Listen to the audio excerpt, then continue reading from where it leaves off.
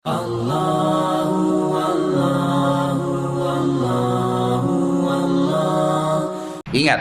ketergantungan dan keyakinan kepada Allah akan mendatangkan pertolongan dari Allah yang kita pun kadang-kadang tidak bisa tahu. Kata para ulama, kalau ada orang yang merasa takut, misalnya khawatir, dia merasa ketakutan kalau lewat di sebuah tempat, dia merinding, kemudian dia membaca isti'adzah, a'udzubillahi minasyaitonirrajim, sudah cukup. Allah utus malaikat-malaikat yang banyak yang akan membunuh syaitan-syaitan yang mengganggu. Padahal kita nggak lihat, kita nggak tahu. Seperti itu. Ada kisah, saya baru dapatkan kemarin. Ada seorang muslimah di Amerika.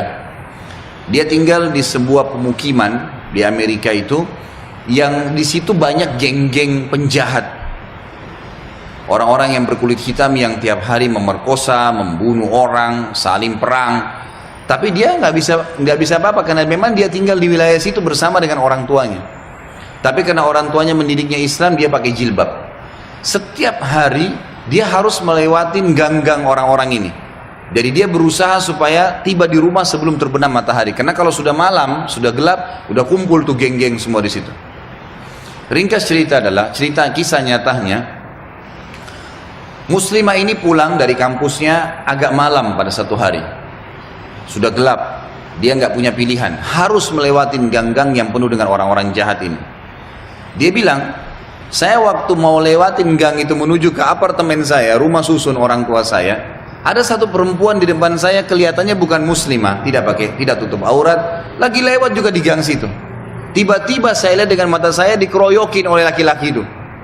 Dipegangin, ditarik dengan paksa, dimasukkan ke dalam sebuah tempat dan terdengar suara teriak-teriak, kemungkinan diperkosa. Dan mereka sudah punya tim.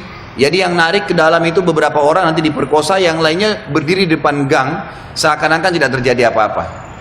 Nanti mereka gantian memerkosa orang, hampir tiap hari pekerjaan begitu. Maka muslimah ini mengatakan, saya lihat depan mata saya itu, tapi saya nggak bisa berhenti. Saya mau kemana? Mau ke kampus sudah tutup, mau ke tempat teman-temannya jauh, rumahnya tinggal beberapa langkah, harus dilewatin. Dia bilang, lalu saya berdoa kepada Allah, ya Allah, sebagaimana aku meyakini kamu ada, kamulah yang telah memerintahkan aku untuk menjaga kehormatanku, jagalah kehormatan ini. Dia bilang, lalu saya bertawakal, jalan aja sudah, apa yang terjadi terjadi, karena nggak ada opsi.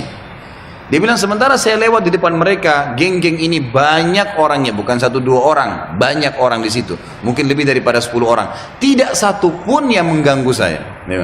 Nggak satu pun mengganggu saya. Dan waktu saya lewat, mereka pada buang muka.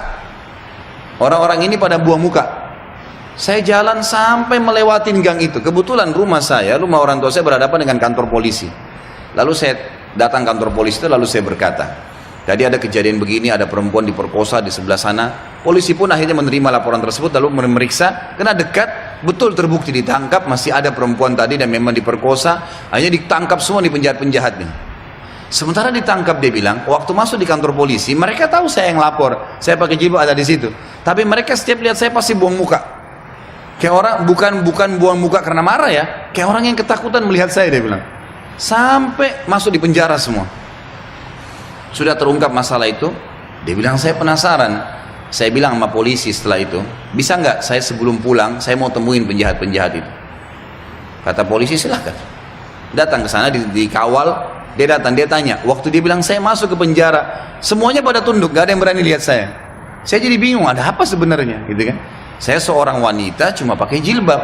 Ini penjahat-penjahat terkenal tiap hari perkosa orang, tiap hari bunuh orang, gak ada yang ditakutin, gitu kan?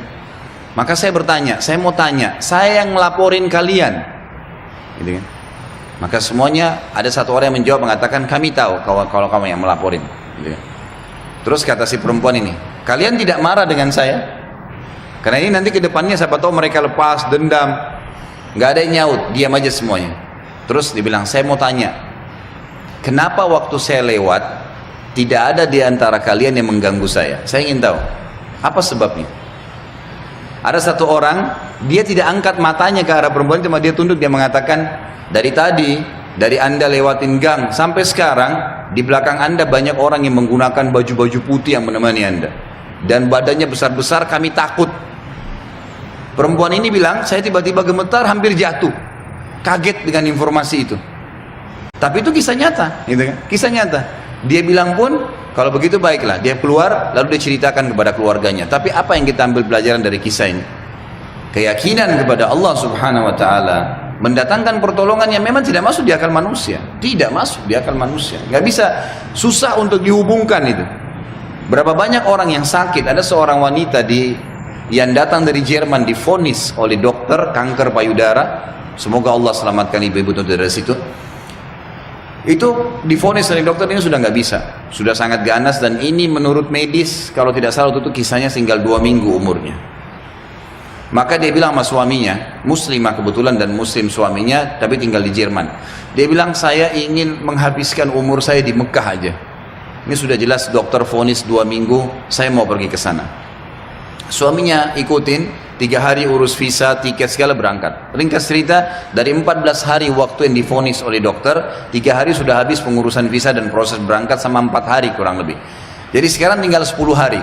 Mulai dia masuk Masjid Haram setelah umrah, perempuan ini sudah nggak ada keinginan makan, dia duduk nangis saja depan haram. Dia nangisnya sebenarnya itu bukan minta disembuhin, dia percaya sama dokter. Dia cuma nangis dosanya yang pernah dia lakukan, dia menyesal kurangnya ibadahnya.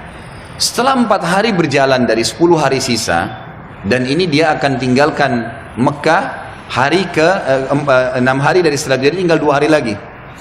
Dia pun didatangi oleh salah satu marbot masjid, wanita muslimah pakai cadar. Di Masjid Haram memang ada petugas-petugas wanita ngatur saf pakai cadar, dekatin dia, tanya dalam bahasa Inggris, kamu siapa, cerita, kenalan lah. Kemudian diceritakanlah kisah dia. Si muslimah marbot masjid ini yang umurnya masih sangat muda tersenyum lalu berkata, wahai saudariku, kenapa kau begitu yakin dengan vonis dokter? Bukankah ada orang yang sehat juga mati?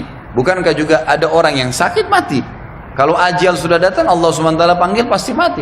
Kamu ikhtiar apapun tetap sama. Tapi dalam agama kita dianjurkan ikhtiar. Coba di sini di Masjid Haram, selain doa yang kamu lakukan, kamu bisa minta disembuhkan. Ada air Zam-Zam yang dijanjikan oleh Nabi SAW, sebagaimana sabdanya, Zam-Zam liman syuribalah. Zam-Zam sesuai dengan niat orang yang meminumnya. Kenapa kau tidak coba minum Zam-Zam itu, berdoa sama Allah?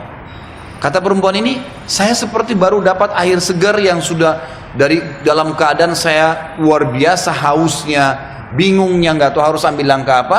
Dia bilang, baiklah kalau gitu. Dia bilang mulai semenjak itu dia minta sama suaminya ditunda beberapa hari pemberangkatan sampai hari ke-13 lah dari 14 hari itu. Dia bilang tiap hari saya cuma minum Zam-Zam, nggak makan, nggak minum yang lain. Tiap hari sambil berdoa kepada Allah Subhanahu Wa Taala. Pasrah udah, apa yang terjadi sudah berdoa sama Allah. Hari ke-13 dari 14 hari itu dia pulang ke Jerman. Dari bandara langsung ke tempat dokter, telepon dokternya sudah siapin ruangan ICU, mau dicek segala macam dan seterusnya. Begitu tiba di sana, dicek, difoto, dokternya kaget. Hilang semua, kanker itu hilang total, nggak ada sama sekali. Lalu kemudian dokternya didudukin dia sama suaminya, dia tanya, Anda ini selama 2 minggu kemana saja? Orang ini Nasrani, Katolik dokternya. Dan kebetulan dokter ini sudah lama mau masuk Islam. Hikmah-hikmah yang luar biasa terjadi.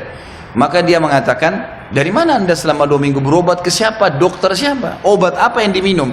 Dia bilang tidak ada. Kami seorang muslim dan kami berangkat ke Mekah, saya minum air Zam-Zam, gitu kan. Dan saya berdoa sama Tuhan saya untuk disembuhkan. Kata dia, selamat. Kanker ini belum pernah dalam sejarah dokter bisa sembuh, tapi ini hilang sama akar-akarnya, gitu kan. Si perempuan tersebut menangis, suaminya menangis, bersyukur sama Allah. Yang anehnya, yang luar biasa pada saat itu si dokter mengatakan, Bapak Ibu perlu tahu, dikeluarin Quran terjemahan dalam bahasa Jerman dari lacinya. Dia bilang, saya sudah pelajari Islam 10 tahun. Saya ingin mencari sesuatu yang menyentuh hati saya supaya saya mau ngandut Islam. Tapi belum ada sesuatu yang berat. Tapi kejadian ini karena bidangnya dia tahu, dia spesialis kanker payudara. Dia mengatakan ini ya sudah cukup membuat saya syahadat. Maka dia syahadat lagi. Maka kita bisa lihat bagaimana keyakinan yang sedang kita bahas ini bukan main-main. Ini cuma contoh sebagian kecil ya. Terlalu banyak contoh yang seperti ini, terlalu banyak keajaiban-keajaiban yang luar biasa. فَبِأَيِّ آلَاءِ رَبِّكُمَا تُكَذِّبَانِ رَبُّ الْمَشْرِقَيْنِ وَرَبُّ الْمَغْرِبَيْنِ فبأي آلاء ربكما تكذبان.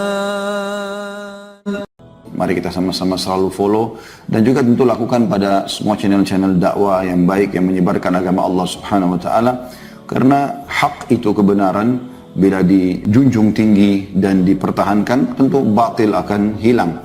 Namun kalau kita tidak bekerja sama dalam mendukung kebenaran, maka otomatis kebatilan akan merajalela.